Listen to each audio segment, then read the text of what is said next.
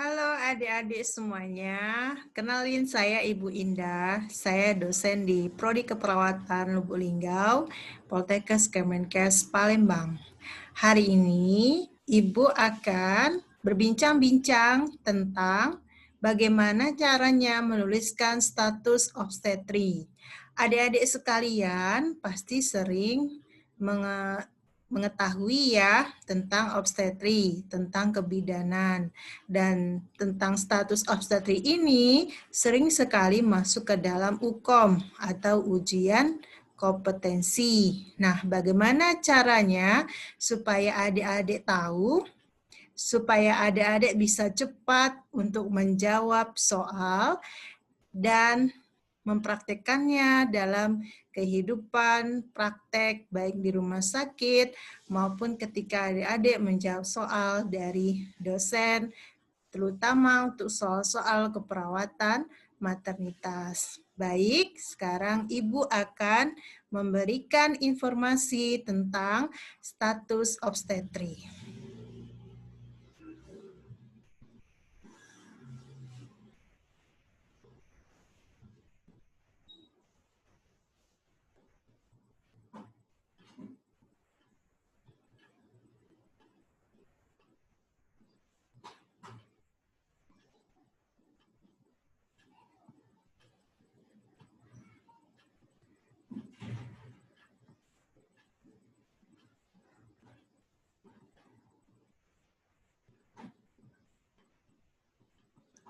Kita mulai ya dari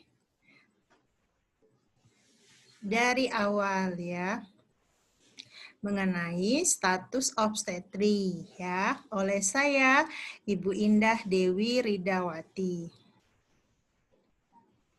Apa itu status obstetri? Status obstetri adalah riwayat kehamilan atau persalinan adik-adik. Disimbolkan dengan 3 huruf yaitu G, P, dan A. G artinya gravida atau jumlah kehamilan, P artinya partus atau jumlah bayi lahir hidup, dan A itu adalah abortus, jumlah bayi lahir mati. Apa maksudnya ya? Mari kita lanjutkan. Mengenal lebih dalam simbol P dalam status obstetri. P adalah partus atau kelahiran. Yang dimaksud dengan kelahiran adalah bayi yang dilahirkan oleh ibu dalam kondisi hidup ketika sudah dikeluarkan dari rahim. Walaupun misalnya bayi tersebut 4 jam kemudian atau 1 hari kemudian meninggal karena penyebab tertentu, misalnya sesak nafas, gagal jantung, tetap peristiwa yang dialami oleh ibu tersebut disebut dengan kelahiran ataupun partus. Oke. Kemudian bagaimana dengan simbol A dalam status obstetri? A adalah abortus atau keguguran. Yang dimaksud dengan keguguran adalah bayi yang dilahirkan oleh ibu dalam kondisi meninggal ketika dikeluarkan dari rahim. Tidak memandang berapa umur kehamilan dari ibu, mau hamilnya 3 bulan, hamilnya 6 bulan maupun 9 bulan, kalau bayi tersebut lahir dalam kondisi yang meninggal, maka peristiwa yang dialami oleh ibu tersebut adalah abortus. Baik, kita sekarang menuju contoh soal. Seorang ibu datang memeriksakan kehamilan di poli kandungan. Ibu tersebut memiliki 3 anak dan pernah keguguran 1 kali. Lalu bagaimana menuliskan status obstetri ibu tersebut? Nah, sekarang kita tuliskan dahulu simbol status obstetrinya, yaitu G, P, dan A. G artinya berapa kali hamil, P artinya berapa kali melahirkan hidup, A berapa bayi yang dilahirkan dalam kondisi yang meninggal. Mari kita jawab dengan trik mudah rumus dari saya. Kita jawab dulu P dan A-nya sesuai dengan kasus. P-nya 3, anak. Artinya P-nya 3. A itu 1 kali, keguguran 1 kali, jadinya A1. Bagaimana dengan G? G cukup tambahkan 1 dari kondisi P dan A. Sehingga P sama dengan 3, A sama dengan 1, jadi G sama dengan 1 ditambah 3 ditambah 1 sama dengan 4. Sehingga G sama dengan 4.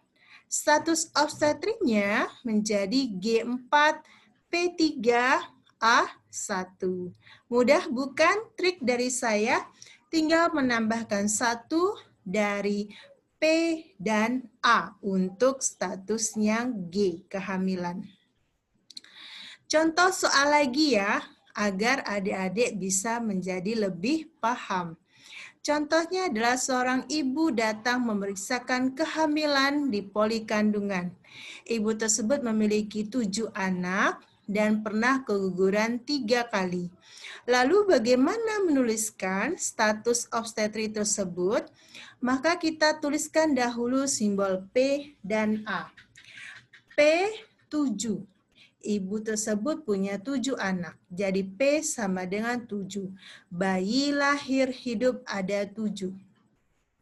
Kemudian A sama dengan 3 karena keguguran 3 kali. Maka G sama dengan 1 ditambah 7 ditambah 3 sehingga menjadi 11. Sehingga status GPA-nya menjadi berapa? Ya, G11, P7 dan A3. Good. Lalu bagaimana jika ibu tersebut sedang tidak hamil? Bagaimana menuliskan status obstetrinya? Jika seorang ibu tidak dalam kondisi hamil, maka status kehamilan tidak dituliskan dalam status obstetri. G-nya tidak dituliskan dalam status obstetri. Contoh soal, ya. Seorang ibu melahirkan anak ketiga. Ibu tersebut sekarang sedang menyusui anaknya yang ketiga. Ibu tersebut belum pernah keguguran, sehingga kita menuliskan status obstetrinya P3A0. G tidak kita tuliskan karena sekarang ibu sedang tidak hamil. Oke, mudah bukan caranya? Ya, cara ini bisa adik pelajari. Video ini bisa adik langsung sering-sering tonton supaya lebih paham. Jika adik lupa tentang bagaimana menuliskan status obstetri, maka bisa diputar lagi video dari saya ya. Oke, terima kasih, selalu bahagia dan sukses selalu.